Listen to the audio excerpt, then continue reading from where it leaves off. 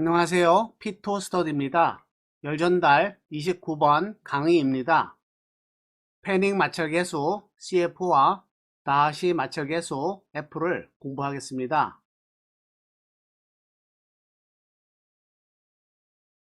원래 마찰계수는 유체역학에서 정의되는데요. 길이비를 이용하여 고체의 관점에서 해석하는 것이 피토스터디의 교육 창작입니다. 이번 강의에서 가장 중요한 내용은 마찰계수가 1000분의 1에서 100분의 1 사이라는 것입니다.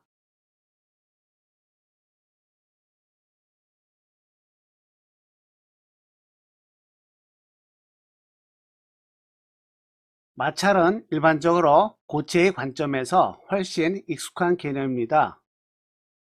가상의 실험을 해볼까요? 지하철에 객차 속으로 들어가겠습니다. 주사위를 들고 들어갔는데요. 먼저 통로의 바닥을 미끄럽게 하고요. 통로의 한 끝에서 다른 끝까지 주사위를 미끄러뜨립니다. 이 주사위가 다른 끝에 가서 멈추는 경우를 생각해 볼까요? 마찰 계수를요, 미끄러진 길이분의 주사위 모서리 길이로 정의해 보겠습니다.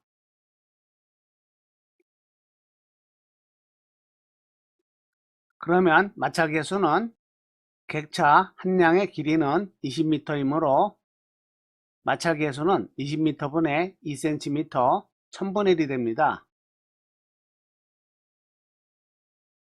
수학적으로 1000분의 1은 0.001이지만 마찰 계수 입장에서는 상당히 개념에 불리합니다. 따라서 1000분의 1로 읽겠습니다.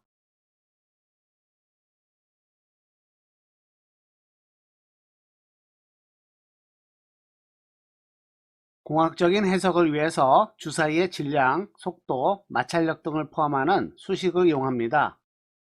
모서리의 길이는 LF이고요. 초기 속도는 U 인피니티입니다. 고체의 질량을 M이라고 하고요. 고체에 작용하는 평균 마찰력을 F, 서브 F라고 합니다. 그러면 미끄러진 거리 X는 에너지 보전으로부터 구해집니다. 운동 에너지는 마찰에 의해서 모두 사라집니다. 따라서 마찰 계수의 정의 X분의 LF를 구할 수 있는데요. 여기서 주사위의 밀도를 로우라고 하면요. 질량과 단면적은 LF로 표현이 됩니다. 이것을 대입할까요? 힘과 질량에 대해서 수식을 대입하고 정리하면 상당히 간단한 식이 얻어집니다. 이것을 우리는 마찰 계수라고 합니다. 고체 입장에서는 X분의 LF 길이비가 되지만요. 에너지의 관계로부터 속도와 전달 능력을 포함하는 것으로 나타낼 수 있습니다. 만일 CF가 1보다 크다면 마찰력이 아주 크고요. CF가 1보다 아주 작다면 마찰력이 상당히 작습니다. 예를 들어 10의 마이너스 6제곱 오더라면요. 1cm 주사위가 10km를 미끄러지는 경우입니다.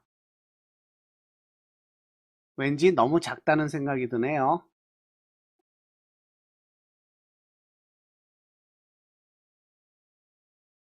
이번에는 똑같은 상황을 주사위가 딱 맞게 통과하는 사각형 터널 내부에서의 마찰을 생각해 보겠습니다. 평판인 경우에는 밑면에서만 마찰이 작용하지만요. 스퀘어 터널에서는 총 4개의 옆면에서 마찰력이 작용합니다. 따라서 마찰 계수의 4배가 되고요. 정지거리는 4분의 x가 됩니다. 짧아지겠네요. 패닝 마찰 계수가 마찰 계수의 4배가 되는 것은요. 유체역학을 사용하지 않더라도 주사위를 이용해서 간단하고 쉽게 정리할 수 있습니다.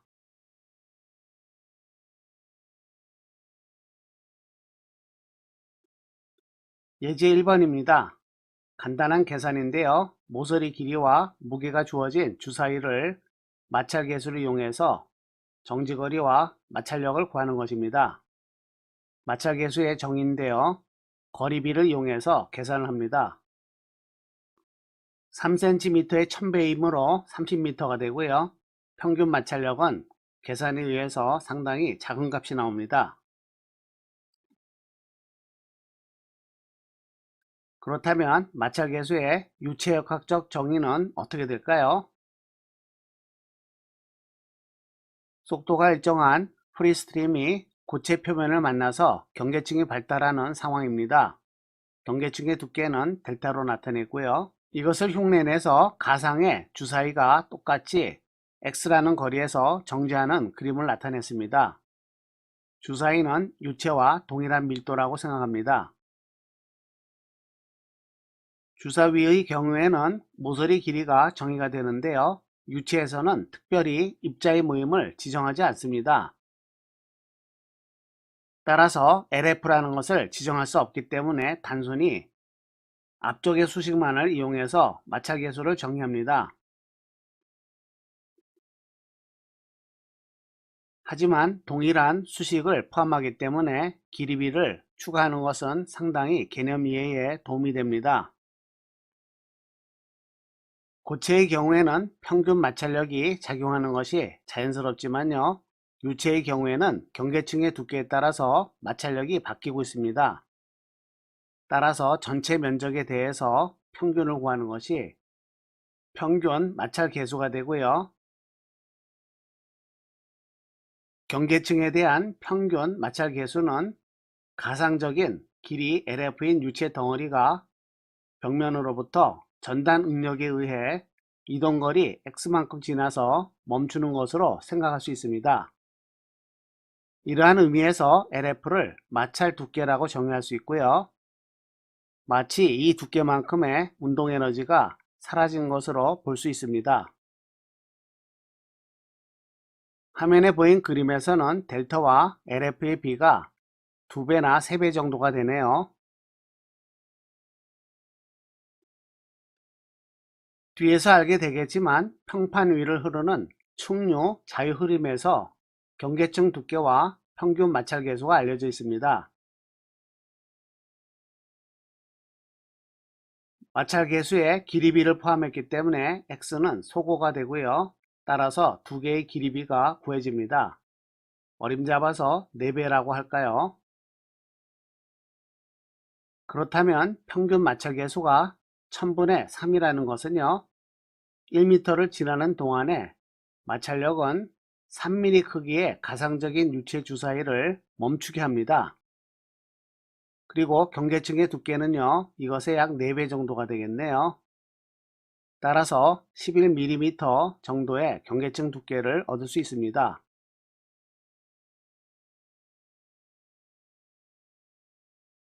그런데 마찰 계수에서 길이비의 개념을 삭제하면 어떻게 될까요? 예를 들어서 마찰 계수가 1000분의 1입니다. 무슨 뜻일까요? 주사위를 이용하면 우리가 객차의 끝에서 다른 통로 끝까지 미끄러지는 거리로 판단할 수 있는데요. 유체학에서만 보면은 분자가 분모의 1000분의 1입니다. 쉽게 설명하기가 상당히 어려운 개념이 됩니다.